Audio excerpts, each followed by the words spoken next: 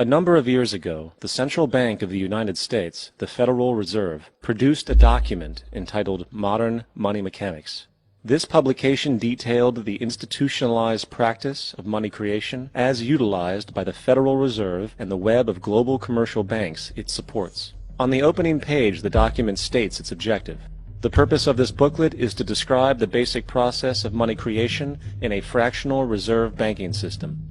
It then proceeds to describe this fractional reserve process through various banking terminology, a translation of which goes something like this.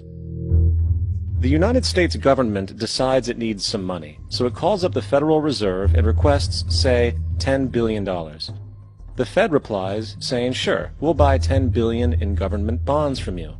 So the government takes some pieces of paper, paints some official-looking designs on them, and calls them treasury bonds. Then it puts a value on these bonds to the sum of $10 billion and sends them over to the Fed. In turn, the people at the Fed draw up a bunch of impressive pieces of paper themselves, only this time calling them Federal Reserve notes, also designating a value of $10 billion to the Fed. The Fed then takes these notes and trades them for the bonds.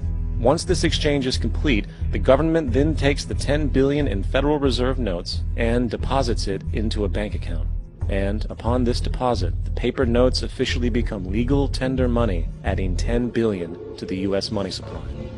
And there it is. $10 billion in new money has been created. Of course, this example is a generalization, for, in reality, this transaction would occur electronically, with no paper used at all. In fact, only 3% of the U.S. money supply exists in physical currency. The other 97% essentially exists in computers alone. Now, government bonds are, by design, instruments of debt, and when the Fed purchases these bonds, with money it essentially created out of thin air, the government is actually promising to pay back that money to the Fed. In other words, the money was created out of debt. This mind-numbing paradox of how money or value can be created out of debt or a liability will become more clear as we further this exercise. So, the exchange has been made and now $10 billion sits in a commercial bank account. Here's where it gets really interesting. For as based on the fractional reserve practice, that $10 billion deposit instantly becomes part of the bank's reserves, just as all deposits do. And regarding reserve requirements, as stated in Modern Money Mechanics, a bank must maintain legally required reserves equal to a prescribed percentage of its deposits. It then quantifies this by stating, under current regulations, the reserve requirement against most transaction accounts is 10%. This means that with a $10 billion deposit, 10% or $1 billion is held as the required reserve, while the other $9 billion is considered an excessive reserve and can be used as the basis for new loans. Now, it is logical to assume that this $9 billion is literally coming out of the existing $10 billion deposit. However, this is actually not the case. What really happens is that the $9 billion is simply created out of thin air on top of the existing $10 billion deposit. This is how the money supply is expanded. As stated in Modern Money Mechanics, of course they, the banks, do not really pay out loans from the money they receive as deposits. If they did this, no additional money would be created. What they do when they make loans is to accept promissory notes, loan contracts, in exchange for credits, money, to the borrower's transaction accounts. In other words, the $9 billion can be created out of nothing simply because there is a demand for such a loan and that there is a $10 billion deposit to satisfy the reserve requirements. Now, let's assume that somebody walks into this bank and borrows the newly available $9 billion. They will then most likely take that money and deposit it into their own bank account. The process then repeats, for that deposit becomes part of the bank's reserves. 10% is isolated, and in turn 90% of the $9 billion, or $8.1 billion, is now available as newly created money for more loans.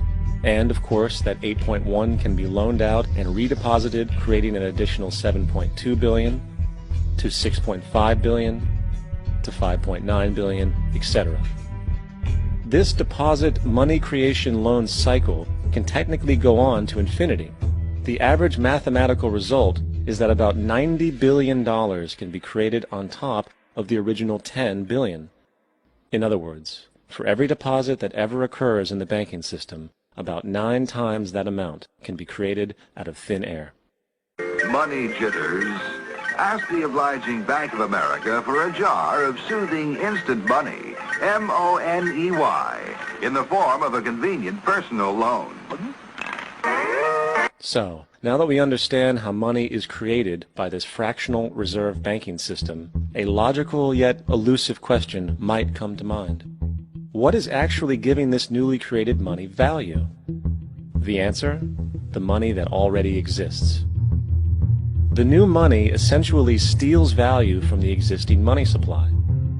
For the total pool of money is being increased irrespective to demand for goods and services.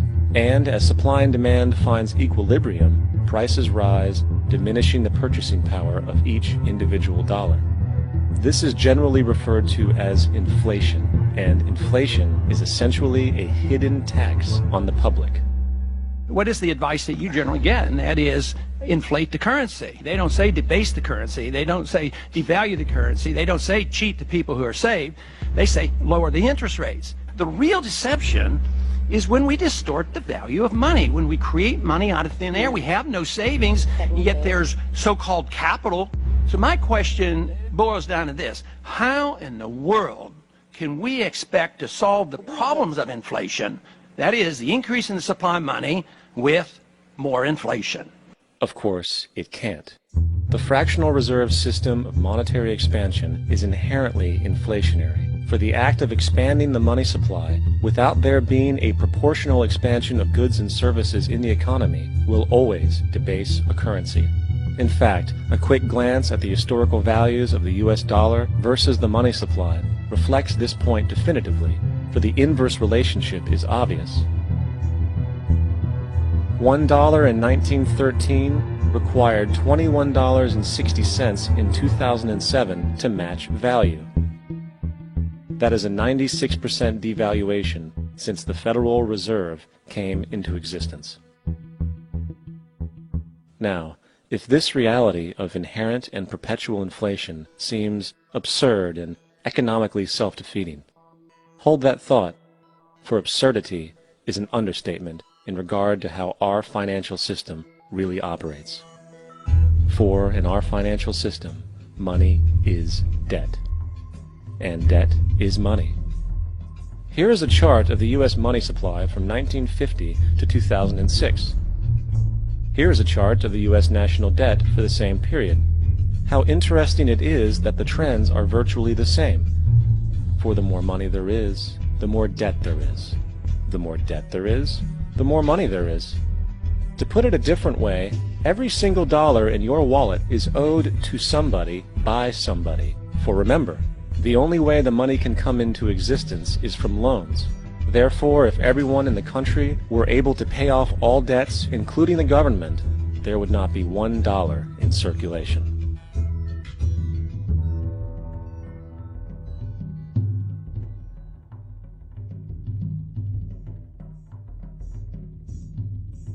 In fact, the last time in American history the national debt was completely paid off was in 1835 after President Andrew Jackson shut down the central bank that preceded the Federal Reserve. In fact, Jackson's entire political platform essentially revolved around his commitment to shut down the central bank, stating at one point, "The bold efforts the present bank has made to control the government are but premonitions of the fate that awaits the American people, should they be deluded into a perpetuation of this institution or the establishment of another like it." Unfortunately, his message was short-lived, and the international bankers succeeded to install another central bank in 1913, the Federal Reserve. And as long as this institution exists, perpetual debt is guaranteed. Now, so far we have discussed the reality that money is created out of debt, through loans.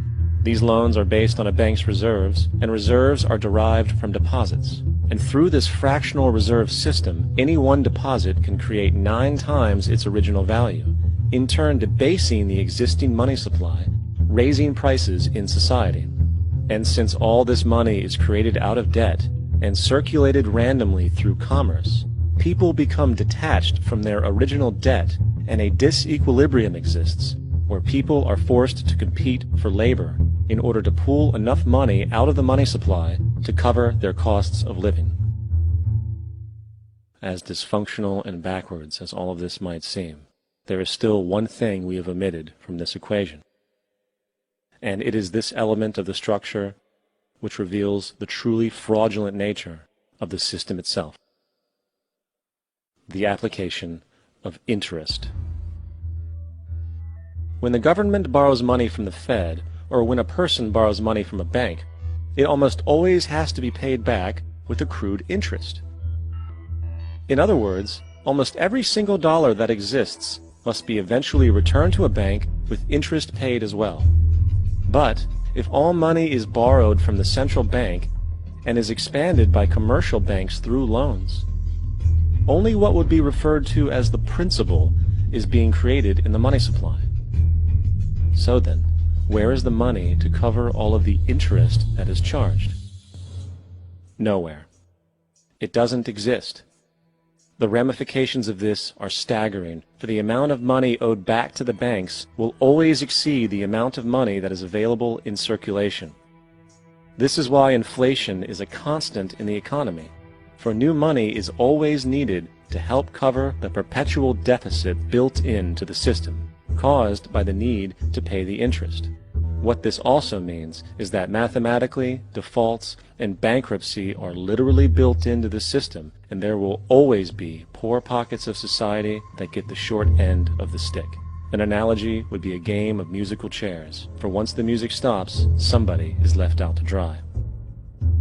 And that's the point. It invariably transfers true wealth from the individual to the banks. For if you are unable to pay for your mortgage, they will take your property. This is particularly enraging when you realize that not only is such a default inevitable due to the fractional reserve practice, but also because of the fact that the money that the bank loaned to you didn't even legally exist in the first place. In 1969, there was a Minnesota court case involving a man named Jerome Daly, who was challenging the foreclosure of his home by the bank which provided the loan to purchase it. His argument was that the mortgage contract required both parties, being he and the bank, each put up a legitimate form of property for the exchange. In legal language, this is called consideration.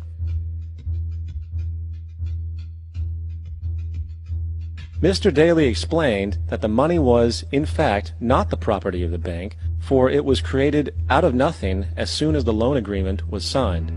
Remember what modern money mechanics stated about loans? What they do when they make loans is to accept promissory notes in exchange for credits. Reserves are unchanged by the loan transactions, but deposit credits constitute new additions to the total deposits of the banking system. In other words, the money doesn't come out of their existing assets. The bank is simply inventing it, putting up nothing of its own, except for a theoretical liability on paper.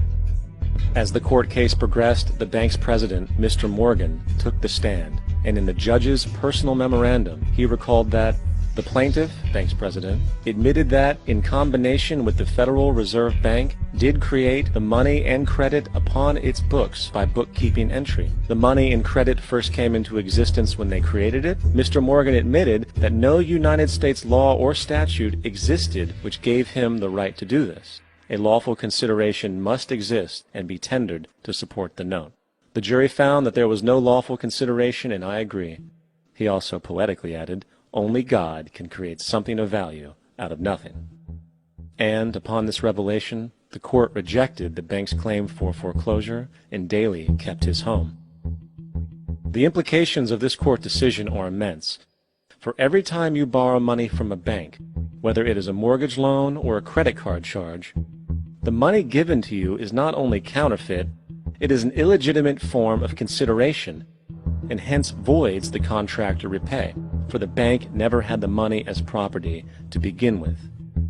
Unfortunately, such legal realizations are suppressed and ignored, and the game of perpetual wealth transfer and perpetual debt continues. And this brings us to the ultimate question: why? During the American Civil War, President Lincoln bypassed the high-interest loans offered by the European banks and decided to do what the Founding Fathers advocated, which was to create an independent and inherently debt-free currency. It was called the greenback. Shortly after this measure was taken, an internal document circulated between private British and American banking interests stated, "Slavery is but the owning of labor, and carries with it the care of laborers, while the European plan is that capital shall control labor by controlling wages. This can be done by controlling the money. It will not do to allow the greenback, as we cannot control that." The fractional reserve policy perpetrated by the Federal Reserve, which has spread in practice to the great majority of banks in the world, is, in fact, a system of modern slavery. Think about it. Money is created out of debt. And what do people do when they are in debt? They submit to employment to pay it off.